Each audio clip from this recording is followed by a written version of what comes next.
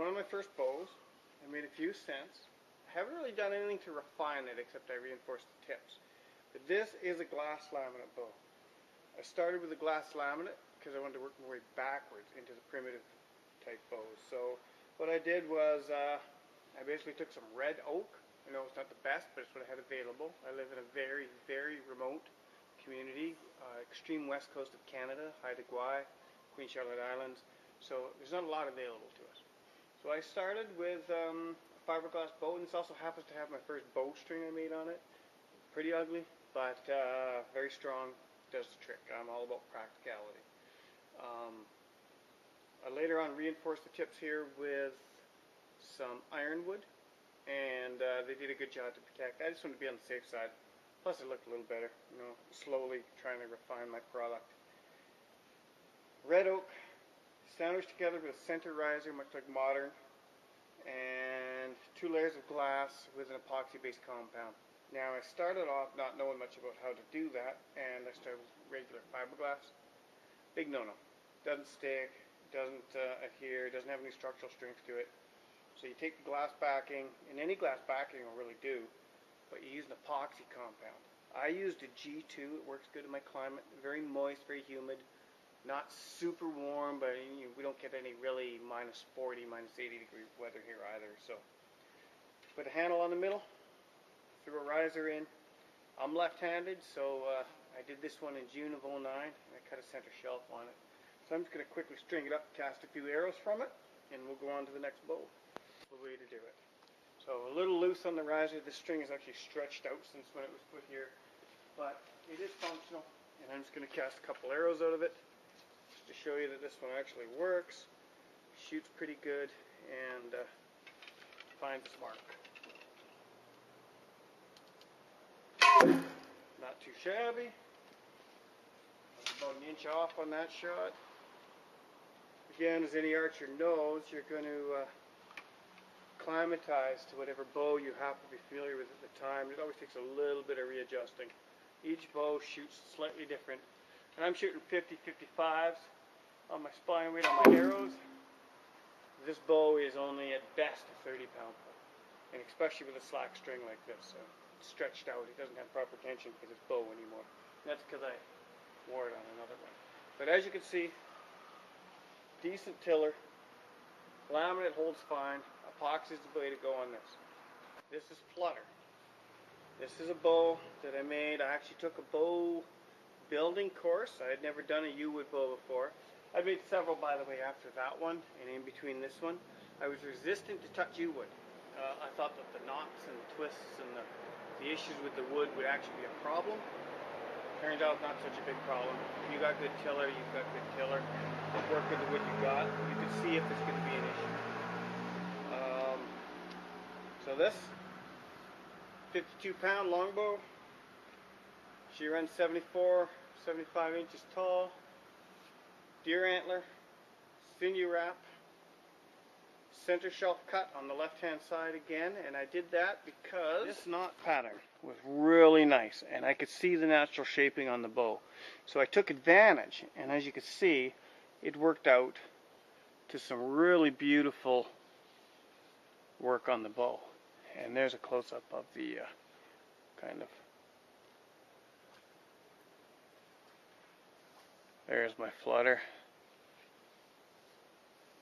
Just a rounded nubbin at the bottom.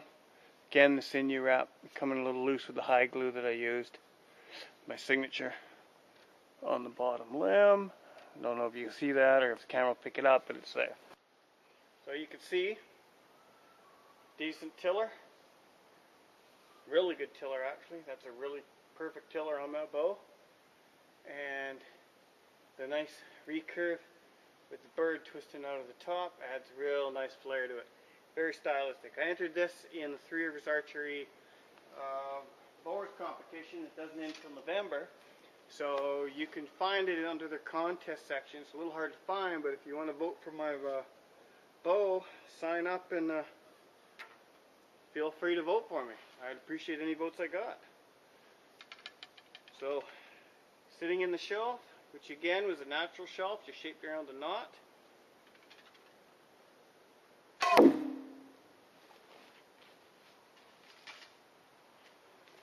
And this is a long bow, and long bows have different dynamics from short bows. Short bows are much harder to tiller. Any imperfection in the limb or the tiller is going to show in a short bow. Long bows are very forgiving. But I'm a firm believer in making a perfect tiller. If you don't have a perfect tiller, it's not a perfect bow, and it will fail over time. With a perfect tiller, you should get thousands of shots out of a yew wood bow. And out of a glass-backed bow, you should get even more than that. The next bow up is this little beauty. This is one of my latest bows. I just finished it. I used a little different styling on the string. I'm doing a Flemish twist on my strings with an endless loop reinforcement. It really makes for a good combination. Needs a little cleaning up on the ends. I'm getting better at it as I do more of them, but the string is very strong, very functional. And as you could tell by the orange braid, orange and black, looks very nice. I was trying to get some red in here or some burgundy, but I couldn't get the Darkon B50 in time. So this little puppy has gold and black. I have in here, this is a very short bow. It's a 56-inch bow. This is for a young lady who will actually be coming down to receive this here shortly this evening. And I put on a protective guard for her to shoot so the feathers wouldn't run off her hand. She's not she's not developed calluses enough or the skill of shooting in order to shoot freehand off the guard. So I also didn't want to put in a shelf because I wanted to keep this one traditional with the primitive style. I've added a fake lizard skin or a crocodile skin, lizard skin of some sort, to the pattern. I chose purple because that's a nice, sort of feminine friendly without being like horrible pink. So it looks really good on the bow. I've coated everything with an epoxy clear coat, and I have ironwood on the riser tips. So the yew wood with the ironwood, and it is an epoxy coated. So this is a short one, but I tiller everything to 27 inches. So this is a 30-pound bow to 27-inch tiller. Shouldn't form any issues over time, and it is epoxy coated for weather protection. The string is an inch short on this one. It will stretch out. It's a brand new string. So I purposely made it an inch short so that it would stretch over firing time and become the appropriate length. So this little guy is strung up. As you can see, this is a very nice shaped bow. The tiller on this bow, again, is perfect. I'm a firm believer in getting perfect tiller. If you don't have symmetry, you don't have a reliable product. It will form a hinge and it will break over time.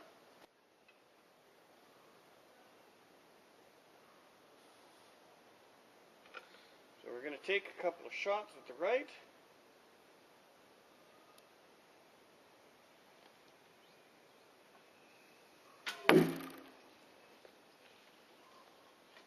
Always feels like I'm doing this wrong when I shoot right-handed. I know that's supposed to be on the opposite side of my... You see, there we go. I am doing it wrong. I shot that left-handed. Let's try that again. No wonder it felt wrong. There we go. See the cast on this little one? Maybe a small 30-pound bow, but at 27 inches, which is my draw weight, by the way, 26 3/4. So I'm very close to 27 inches. But at 27 inches, not only is this a fast little caster, but it can huck these arrows out very good. A little bow like this, by the way, I can be commissioned to make a little one like this for about 450 bucks. And that can be anywhere from 30-pound kids target bow to a bush blaster for deer at 45 to 55 pounds. Anything over 55 pounds or anything over 50 pounds really depends on the piece of wood I'm working with and the individual. But again, I like to go larger, more like flyer. Go with a larger bow. This is what I'm working on now.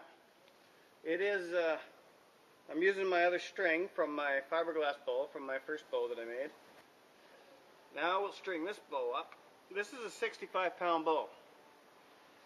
But I think once I take a few shots out of it, put in the 100 or so shots it needs to test these, that this bow is going to be, I'm going to say probably end out at 57 pounds. And I'll probably do a little bit of tillering to take it to 55 even once it's been shot. So I'm going to shoot it right-handed first. Take a couple shots right. You can watch the zing.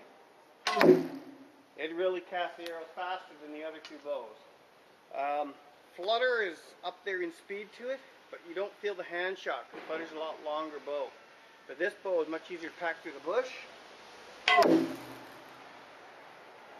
And I believe this bow will probably end up being a little more accurate than Flutter. Flutter has slight drift to the side, probably because I've tagged it in at 52 pounds. I think Flutter is probably more like a 47 pounder, and the arrows are just spined a little high for it. I think if I correct that by making some custom arrows, it should be fine. I'm going to switch to left now. That's 3 shots with the right. Switch to my native left shooting.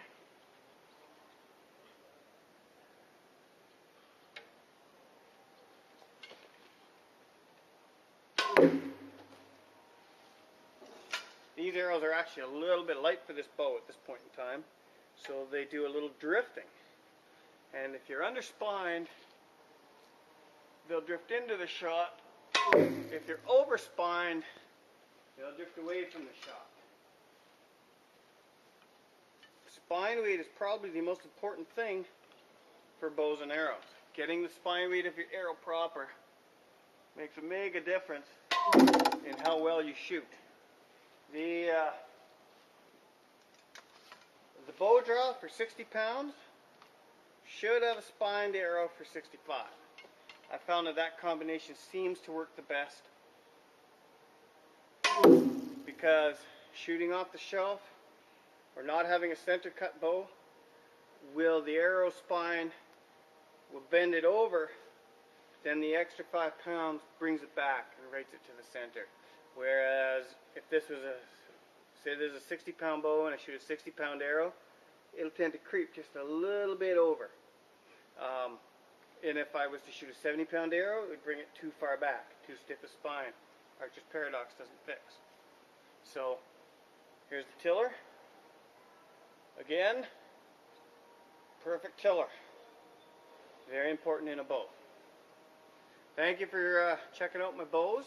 I'm going to actually put them on the site with some pictures and stuff, so look through my gallery. And thank you for joining me today. I'll be doing some more archery, bowery, knife making, and bushcraft videos in the future. Not sure when in the future, but I'll be doing some in the future. I just wanted anyone interested in my bows to be able to see how the shot, see how the tiller works, see how the finishing was. Nice to see the product before you purchase or put in an order. Thank you.